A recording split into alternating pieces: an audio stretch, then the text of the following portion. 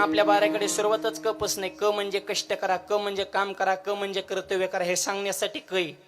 आधी काम करा आणि मग खा. ख क ख पण खायचं त्याच्यातलंच खा. हा सगळ्यातलं खा, पण 3 गोष्टी तर खाऊ नका. देवाचं खाऊ नका, गावाचं खाऊ नका आणि भावाचं खाऊ नका. बाकी हा ना मग कष्ट करा क मग खा म्हणून ख. बाराकडे नीट ऐका बरं का. पण मोठं व्हायचं असेल तर गर्व येऊन देऊ नका. ग क ख ग.